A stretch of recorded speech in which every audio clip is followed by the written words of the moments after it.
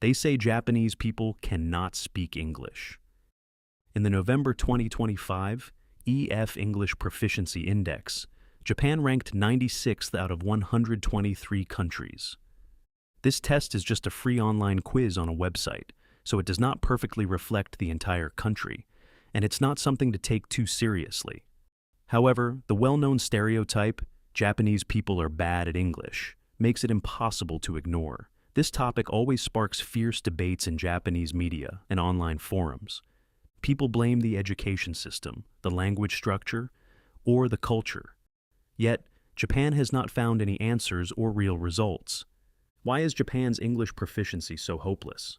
Before we look at the analysis, let's dive into the deep corners of the Japanese internet, like anonymous forums, to see what Japanese people really think without any sugarcoating. In other countries, you cannot survive without English, but in Japan, you can live perfectly fine. Isn't that actually a good thing? No, we are not doing fine. Look at our falling GDP per capita. Japan is declining. Young people need English more than ever so they can escape overseas whenever they need to. Well, Japan is an island nation, and we have translation tools. AI will handle English for us. We don't need to learn it anymore.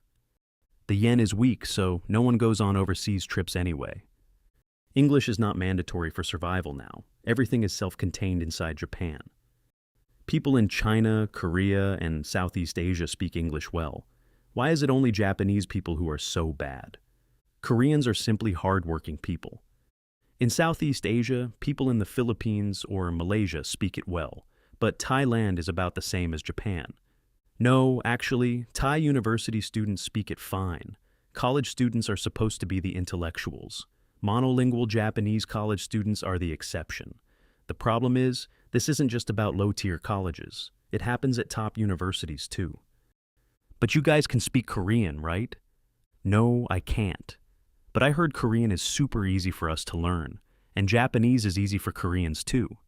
True, I heard Tibetan is even closer to Japanese. I mean, the grammar of Japanese and English is literally the exact opposite, right? Who cares? AI translation is getting so good anyway. Just use a translation app. Foreign tourists shouldn't get mad at us. Be prepared before you come to Japan. I heard French people proudly refuse to speak English. That's a myth. French people who come to Japan speak English, and some even speak fluent Japanese. I work in IT and once saw a French engineer shouting, "Nande ya nan," at his monitor while debugging. Wait, didn't Japan put a lot of effort into English education? Because we don't use it in daily life. If we couldn't survive without English, we would learn it automatically. When a country is self-contained and has translation apps, English skills naturally drop. Chinese is more useful than English now. We can guess the meaning just by looking at the characters. Only Japanese people can do that instantly. I thought Indians speak great English.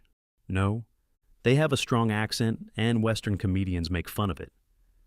In India, the gap between good speakers and bad speakers is huge. We should make English conversation mandatory. If young people learn English, they will leave the country.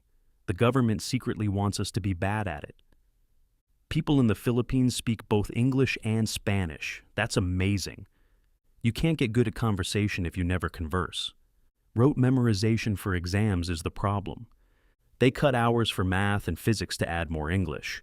But English got worse too. Now we are bad at math, physics, and English.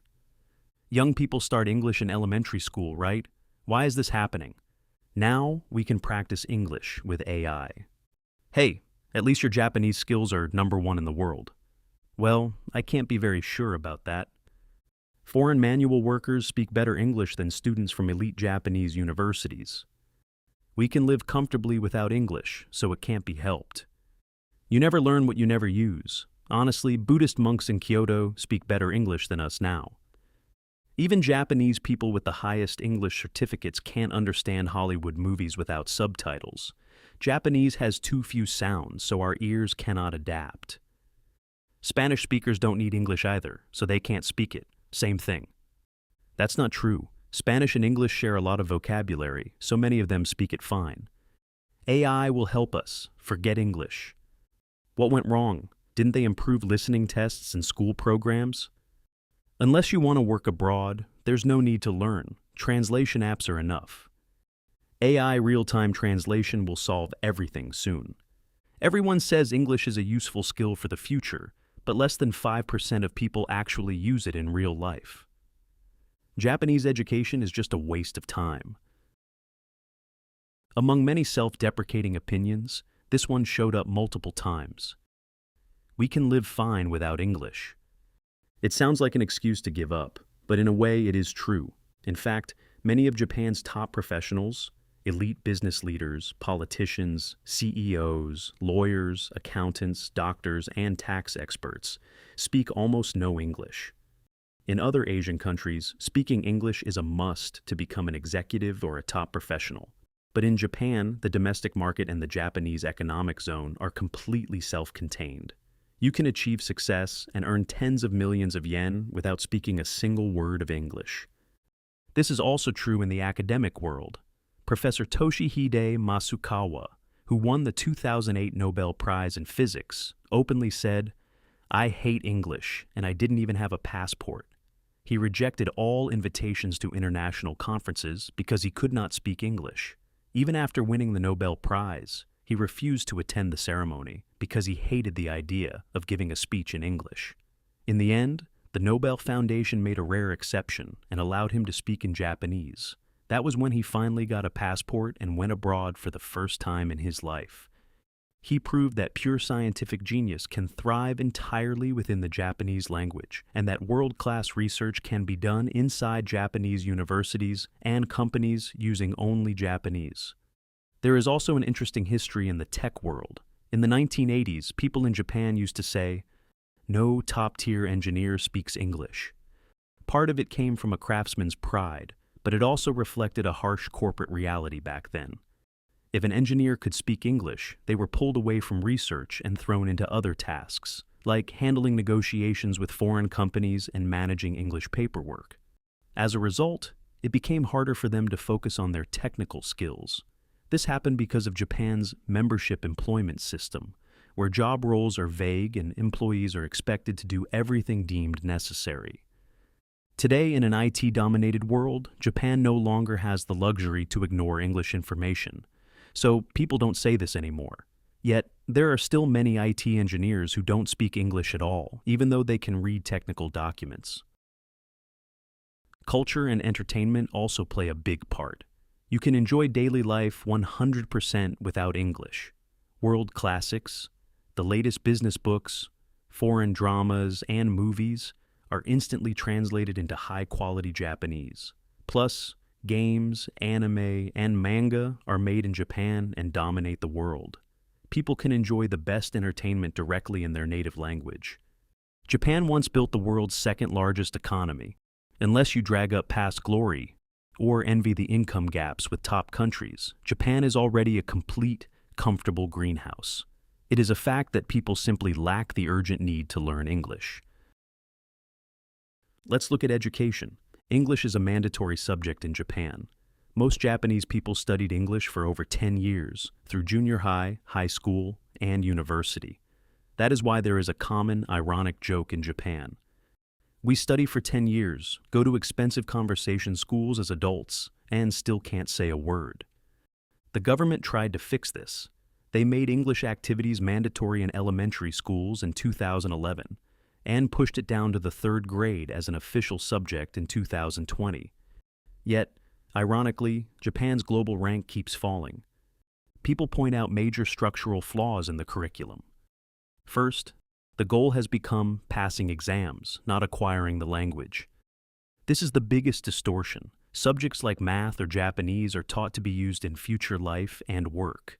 But the English curriculum is reverse engineered to fail and filter students for university entrance exams. In Japan, a high school student's biggest focus is not practical English skills, but the common test, formerly the center test, which largely determines the universities they are eligible for.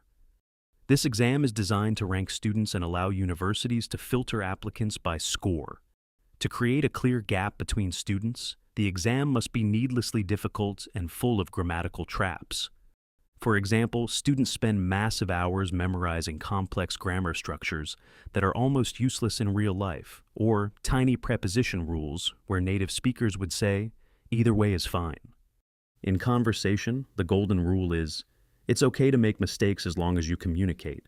But Japanese school tests use a strict deduction system.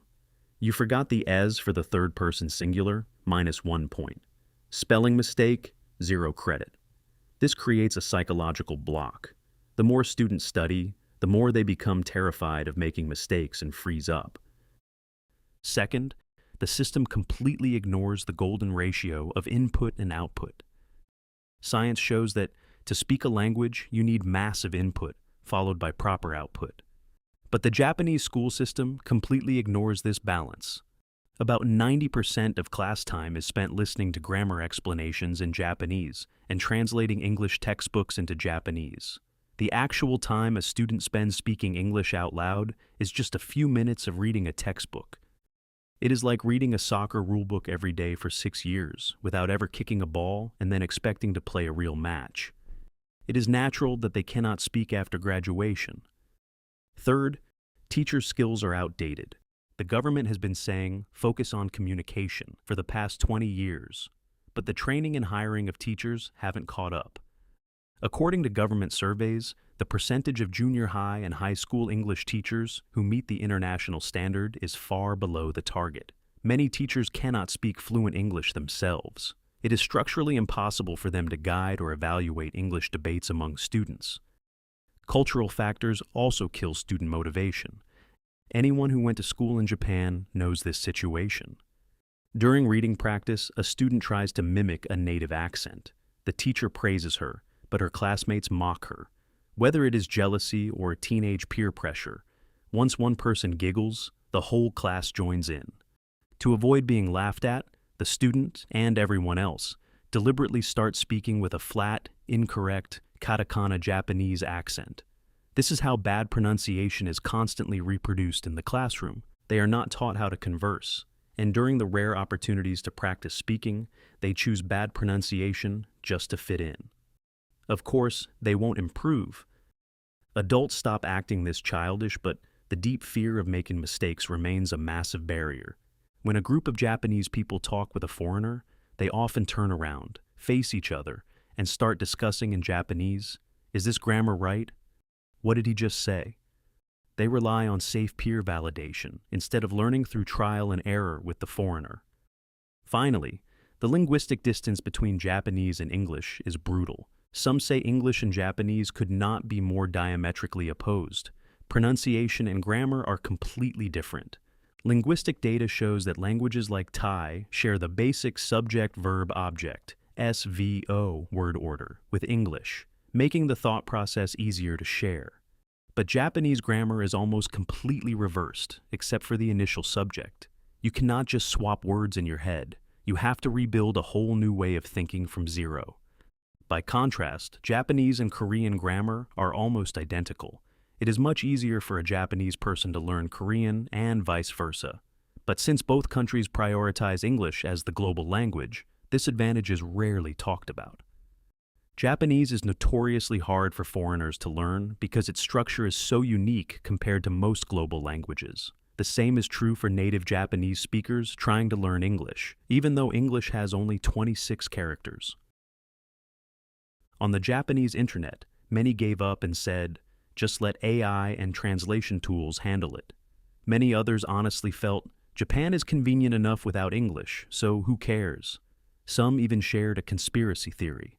The government purposely keeps us bad at English, so young talent won't escape overseas.